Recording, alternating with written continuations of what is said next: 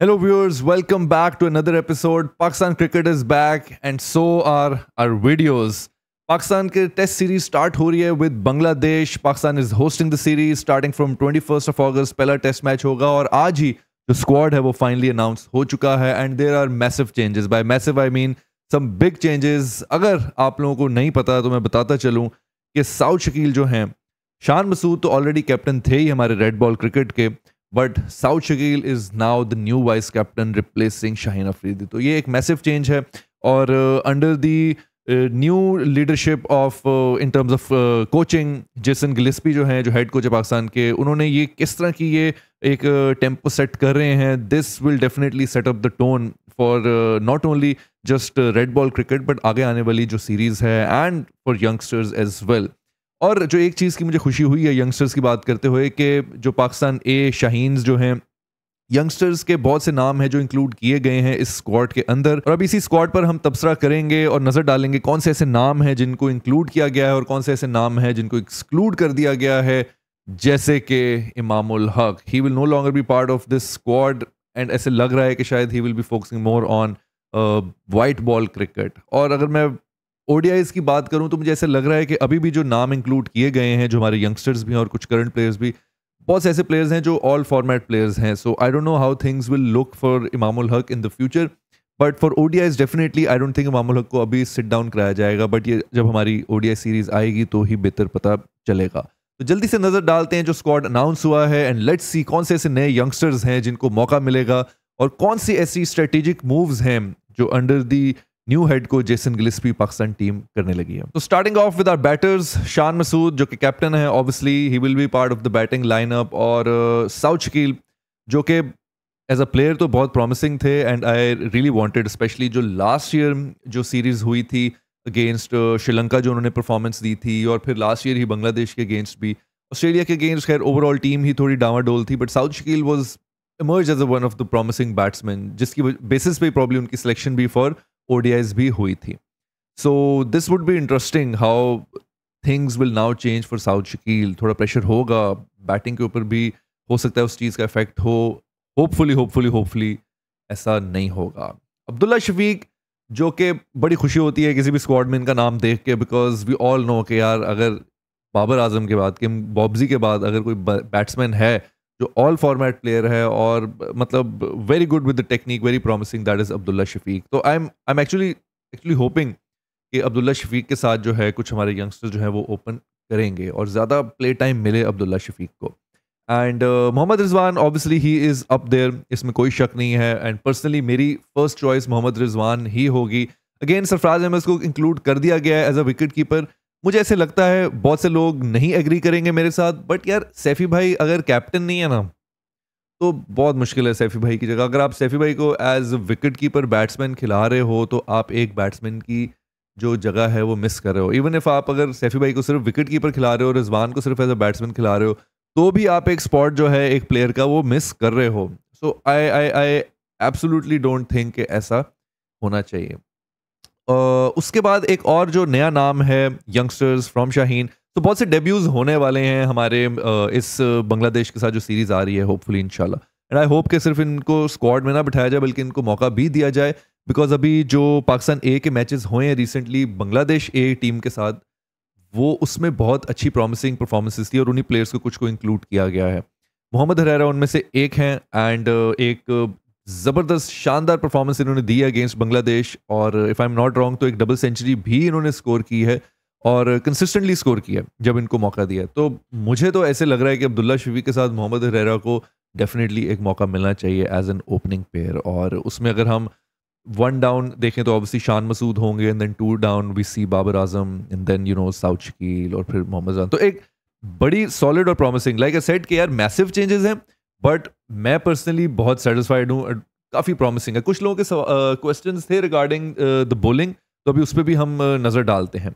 साइम अयूब एक option again हो सकती है. आई थिंक साइम अयूब को शायद स्टार्ट ना दिया जाए, बट जो बकाया मैचेस होंगे मे बी डिपेंडिंग क्या परफॉर्मेंस है, कुछ मौका उनको ज़रूर दिया जाएगा. बट जगह उनकी ऑब्वियसली एज एन ओपनर ही बनती है. No doubt he is very promising. Domestic के अंदर, कायद आज़म ट्रॉफी के अंदर ग्रेट रिकॉर्ड्स हैं और इन्होंने अपने आप को as an part time allrounder, as a part time batting allrounder जो है वो अपने आप को बना लिया, तो बॉलिंग भी कर सकते हैं। कंसिडरिंग के पाकिस्तान के पास इस वक्त स्पिनर्स जो हैं वो पार्ट टाइम ही हैं मेजरली, अपार्ट फ्रॉम अबरार, तो हो सकता है साइम को इस वजह से एज मिल जाए और इंक्लूड कर दिया जाए। बट मेरी टॉप पिक होगी अब्दुल्ला शफीक एंड मोहम्मद हरेरा, कंसिडरिंग मोहम्मद हरेरा अभी जिस फॉर्म से एंटर हो रहे हैं।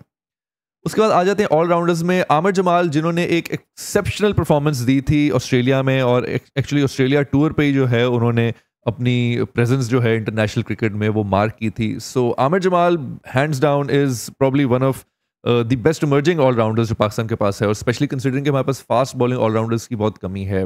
T20 में इतना नहीं शाइन कर सके Aamir Jamal, but we know he can hit. भाई वो ऑस्ट्रेलिया वाला मैच कौन भूल सकता है जिसमें मार मार के उन्होंने भरता बना दिया और पाकिस्तान को एक अच्छी पोजीशन में ले आए। एंड हर्षा भोगले की वो बात नहीं भूलती है कि if I was Aamir Jamal I would take a picture of this field and tell my grand kids कि Australia, the mighty Australians couldn't get me out and they set 5 fielders on the boundary। Amazing यार, goosebumps आ गए थे वो उस वक्त वो moment देख के। तो आगा सलमान है, डेफिनेटली अगेन ऑलराउंडर है मेरे हिसाब से, एक पार्ट टाइम ऑलराउंडर ही हैं। अगेन स्पेशलिस्ट स्पिनर मैं इनको नहीं कंसिडर करूंगा, बट डेफिनेटली बैटिंग डेप्थ के अंदर एक पाकिस्तान को बड़ी एज मिलेगी। तो लाइक आई सेड, बहुत ऑप्शन है पाकिस्तान के पास इस स्क्वाड में, और ये ऐसे लग रहा है कि this can be the turning point जहाँ पे पाकिस्तान WTC, आई नो एक लॉन्ग शॉट है, बट WTC के अंदर पाकिस्तान चैंपियनशिप के अंदर, टेस्ट चैंपियनशिप के अंदर कम मार सकता है। एक और नाम जिसकी बहुत खुशी है, दैट इज कामरान गुलाम। भाई जी, Kamran Ghulam has finally made it to the squad, जहां पर वो होपफुली इंशाल्लाह अपना डेब्यू करेंगे। अगेन एंड अगेन हमें पता है कामरान गुलाम डोमेस्टिक के अंदर बेचारे परफॉर्मेंस देते रहे हैं, बट नहीं मौका मिल रहा था उनको, नहीं मौका मिल रहा था। Finally this is his chance. Shines के अगेंस्ट भी उन्होंने खेला। अगेन पार्ट टाइम बॉलर है by the way, left arm जो है ये ऑर्थोडॉक्स बॉलर है, तो विकेट्स लिए इन्होंने बांग्लादेश एक टीम के अगेंस्ट जो अभी सीरीज हुई थी उसके अंदर भी। तो थोड़े हैंडी हो सकते हैं as a partnership breaker bowler, और जहाँ पे आपने स्पिन प्ले करनी है तो वहाँ पे अबरार के साथ जो है ये बॉल कर सकते हैं, अबरार के साथ आगा सलमान बॉलिंग कर सकते हैं। तो ये ऑप्शन है। अगर साइम खेल रहे हैं अबरार के साथ, साइम बॉलिंग कर सकते हैं। तो let's see how things turn out, but considering के ज़्यादा स्पिन बॉलर्स, स्पेशलिस्ट स्पिनर्स नहीं लेके गया पाकिस्तान, उसकी ऑब्वियसली रीजंस ये हैं कि जो स्ट्रेटेजिक थिंकिंग हो सकती है पीछे। एक तो ये कि अपनी बैटिंग लाइन को स्ट्रेंथन करना चाह रहे हैं, इसलिए बैटिंग ऑलराउंडर्स हैं जो कि पार्ट टाइम स्पिन करा सकते हैं। सेकेंडली, जो कंडीशंस होंगी प्रॉब्ली वो स्पिन को इतना फेवर नहीं कर रही होंगी। एंड थर्डली, ये हो सकता है कि बांग्लादेश जनरली हमने देखा है कि स्पिन के अगेंस्ट, क्योंकि उनकी अपनी पिचेस भी जो है वो ज़्यादातर स्पिन फ्रेंडली होती हैं, स्पिन के अगेंस्ट वो बेहतर होते हैं। तो ये एक स्ट्रेटेजिक मूव हो सकता है। ये सारे रीजंस ध्यान में रखते हुए, कंसिडरिंग के फिर बांग्लादेश के साथ आपकी मैच है, आपकी सीरीज है, तो ये एक स्ट्रेटेजिक रीजन हो सकते हैं। I am not too sad, क्योंकि आपका अगर देखें तो ऑस्ट्रेलिया के अगेंस्ट भी जो है हम नो डाउट बैटिंग में जो है हमने ज़्यादा हमारा कोलैप्स हुआ था, और ऑस्ट्रेलिया में भी जो है वो नेथन लाइन ही जो है, जो साल के स्टार्ट में टूर हुआ था, उधर एक ही स्पिनर लगा हुआ था साइड से जो पाकिस्तान को टफ टाइम दे रहा था। बट एक स्पेशलिस्ट स्पिनर और उसके साथ पार्ट टाइम स्पिनर भी काम कर जाते हैं, कंसिडरिंग कि आपके फास्ट बॉलर जो है वो विकेट्स ले रहे हैं, और पाकिस्तान के फास्ट बॉलर्स विकेट्स ले रहे थे ऑस्ट्रेलिया में। तो यही कुछ ऐसा देखने को मिल रहा है कि पिचेस भी फिर अकॉर्डिंगली उस तरह से ही तैयार की जाए, अगर तो पाकिस्तान इस तरह की स्ट्रेटेजिक मूव के साथ जा रहा है। अब आ जाते हैं हम बॉलर्स की तरफ, और अबरार अहमद स्पेशलिस्ट स्पिनर, इसमें कोई शक नहीं है, the mystery spinner, and I really hope कि उनको एक तो इंजरी ना हो इंशाल्लाह खैर से, और उनको खिलाया जाए, और डेफिनेटली खिलाया जाएगा इस दफ़ा। तो कोई शक नहीं लग रहा है, जिस तरह लास्ट टाइम हम वनडे में और T20 में तो तरस ही गए कि यार ये मिस्ट्री जो है ये पाकिस्तान के लिए एक मिस्ट्री रह गई है। बट आप ये मत भूलें कि जो इंग्लिश टीम थी, जो इंग्लैंड के अगेंस्ट जो सीरीज़ हुई थी, उसमें ये मिस्ट्री नहीं थी, और इन्होंने जो है वो दिन में जो है तारे दिखा दिए थे इंग्लिश टीम को। तो वही परफॉर्मेंस अबरार से एक्सपेक्टेड होगी। खुर्रम शहजाद जो कि बहुत जल्दी इंजर हो गए थे ऑस्ट्रेलियन टूर पर, बड़े प्रॉमिसिंग लग रहे थे और एक अमेजिंग किस्म के स्पेल्स करा रहे थे। इनफैक्ट आई थिंक साल के स्टार्ट में जो ऑस्ट्रेलिया के अगेंस्ट सीरीज हुई थी उसमें बड़ी ज़बरदस्त परफॉर्मेंस दे रहे थे। इंजर हो गए थे, थोड़ा सा उनको अपनी टेक्निक, अपने रनअप के ऊपर काम करना था, बॉलिंग एक्शन के ऊपर, वो उन्होंने किया है। ही इज़ नाउ बैक और विकेटों पर विकेटें ले रहे हैं बांग्लादेश ए टीम के अगेंस्ट। आई थिंक एक 6 विकेट हॉल भी इन्होंने लिया है एक इनिंग्स के अंदर। So again another option. तो आपके पास फास्ट बॉलर्स की बहुत ऑप्शन है, विच इज़ वाई पाकिस्तान ने जो है स्पिनर्स कटाए हैं, क्योंकि फास्ट बॉलर्स उनके पास अच्छे हैं। तो आई एम एक्चुअली होपिंग कि अगर आमिर जमाल जो कि सब्जेक्ट टू इंजरी हैं, इफ़ ही गेट्स इंजर्ड, तो फिर हमारे पास जो है ये ऑप्शंस हैं कि हम बाकी फास्ट बॉलर्स को इंक्लूड कर सकते हैं, और फिर हमारे पार्ट टाइम जो स्पिनर हैं और एज अ बैटिंग वो हमारी बैटिंग लाइनअप को स्ट्रेंथन करेंगे।